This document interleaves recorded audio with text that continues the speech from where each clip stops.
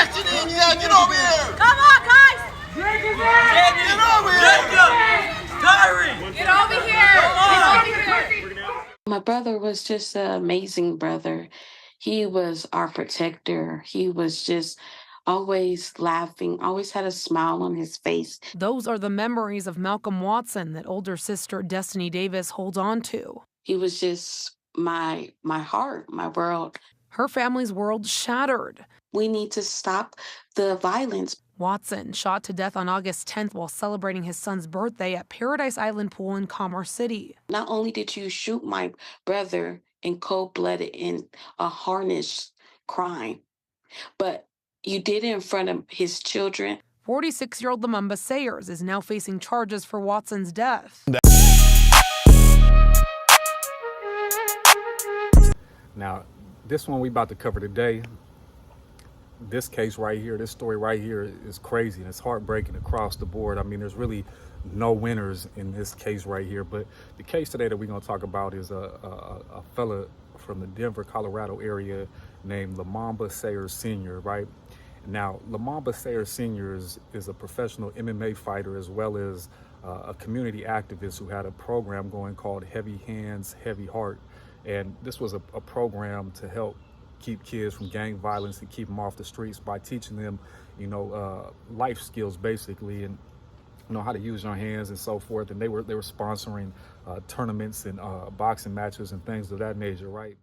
As a former MMA fighter, Sayers is known for encouraging young people to put on boxing gloves and get into the ring instead of using guns in the streets.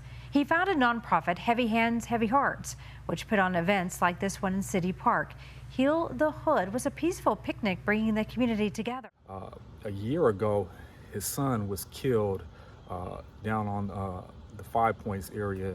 Now, the specifics behind his son being killed, I'm not too 100%. Y'all can let me know down in them comments. But from my understanding, it wasn't just his son that was killed. There was another man that was killed as well. But after the crime scene tape and police markers are replaced by flowers and candles, unbearable pain I just want my baby back and loss consume this father whose son was taken from him. I don't know how I'm gonna make it past this one. Lumumba Sayers says his son, 23-year-old Lumumba Sayers Jr, was changing his community. This is the Heavy Hands, Heavy Hearts Foundation, the Heavy Hands, Heavy Hearts Center. And this is where my son came in and put in his work.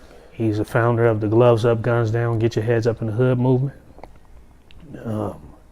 He was stopping a lot of the violence here in the community by putting on boxing matches and stuff and showing these kids that there's a different way. Sayers Jr. was a talented MMA fighter, just like his father. It's my son's championship belt. He was better than me. He was gonna make it farther than I was. I had the recipe. He had the skills. Sayers Jr. was also a father to a 2-month-old son. He had a son, his first son, Damari Nantamba Muhammad Sayers. And man, my son loved being a father. But Sayers Jr.'s life abruptly stopped early Saturday morning at the corner of 28th and Welton in Denver. This coward shot my son. He just shot my son, man. Community that we protect, that we try to provide for. Community that he tried to help guide in a different direction that he grew up in. They killed my son. Sayers says it's a slap in the face. My son wasn't no gangbanger. He wasn't no drug dealer. He wasn't no troublemaker. My son was following after my footsteps. What can the community do to support you right now? Give me my son back. They can give me my son back.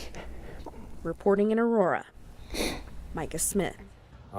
One guy was arrested for that murder, and he was later acquitted for the murder. And to my understanding, he was acquitted because they ruled out this was a shootout. This was a shootout, so it was almost like self-defense. He beat that case, but he ended up catching the pistol case, and that's what he's still locked up for, and he's still fighting. But y'all let me know in the case right there. But from my understanding, during that shootout, 2 men got killed. One happened to be Lumumba Sayers' son right here, right? Now, I can only imagine the heartbreak that comes with your son being killed, especially your only son, in that sense that you've been raising up, and here he is. He's a mirror image of you, right? He's following in line, and he got a lot of love in the town, from what I see. You know what I mean? He got a lot of love in the town, a whole lot of love.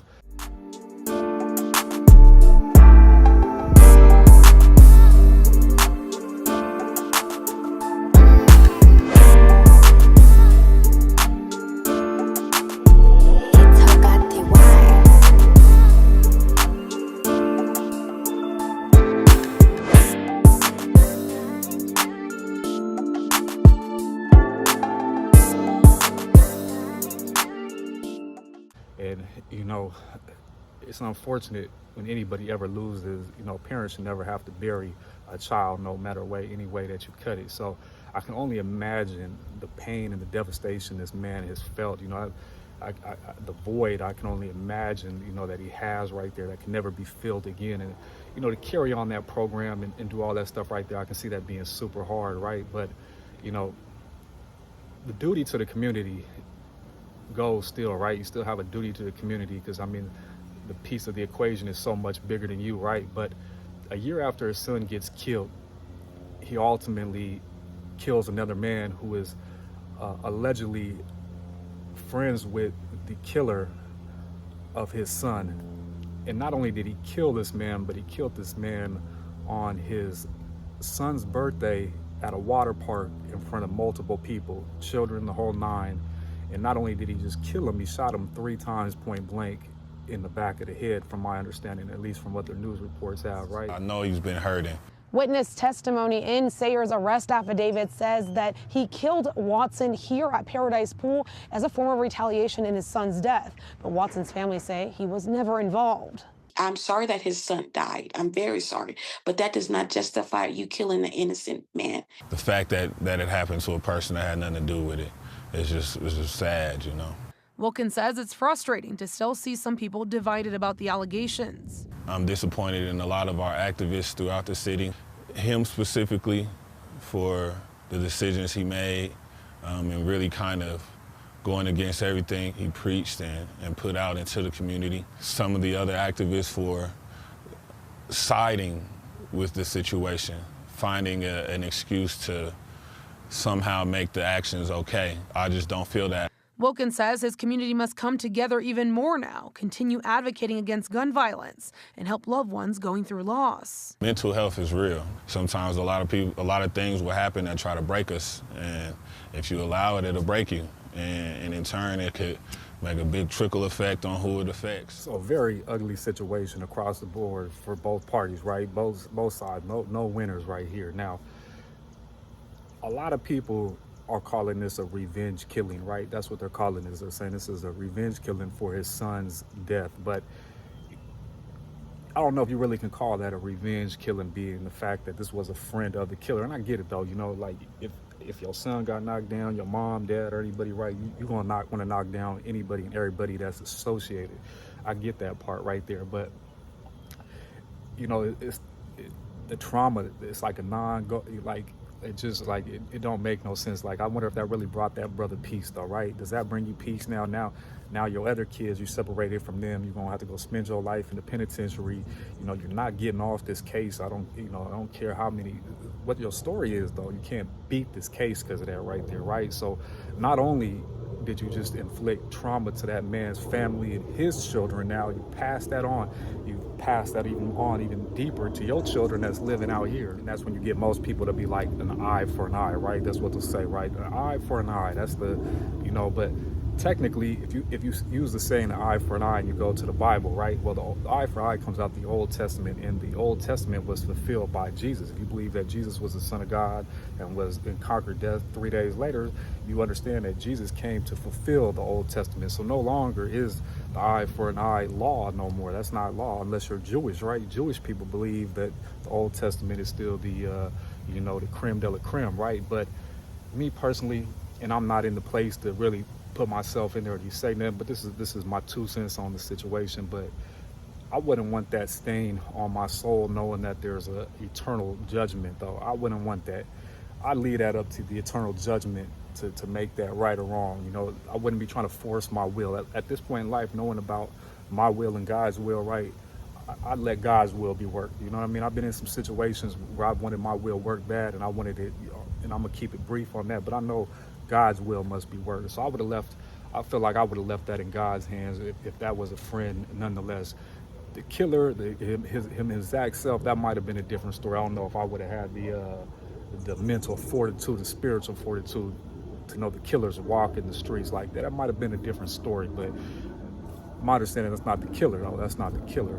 That's a friend of these. So I don't know, can we really call that a revenge killing? Y'all let me know down there in the comments. He was a father of 3, an uncle of, say, about 15. A family man is how his relatives would best describe Malcolm Watson. He was definitely our protector. We knew that we were safe with him. One whose sense of humor, they say, will be sorely missed. There was nothing that Malcolm couldn't make a joke out of and make sure that everybody was smiling. One family member tells me she spoke with Watson last Friday, not knowing it would be her last time talking to him. And we had a short conversation, but we said our love yous and that we'll talk later. He was killed the next day. Lumumba Sayers Sr. now charged with his murder and held on a $5 million bond. Watson's family thankful for that, not only because their brother was killed, but because what he did was heinous. What he did was terrible. In court on Wednesday, tensions were high, with shouting back and forth between both parties. Watson's family tells me they feel unsafe even with Sayers behind bars, saying his supporters are still out there. Who is to say that they won't come after us because he's in jail? Despite that, they felt it was right to come out and honor him at the park with a balloon release. And if his family member had known that last time talking to him would be forever, she would have wanted him to know that he'll live on. He'll never be forgotten. And I have his back just like I did when he was here physically. You know, I just want to make this story real quick just to get people familiar with the situation, because it's a hell of a situation right there. And, you know, really to get some understanding, do we really think this is what you would call a revenge killing?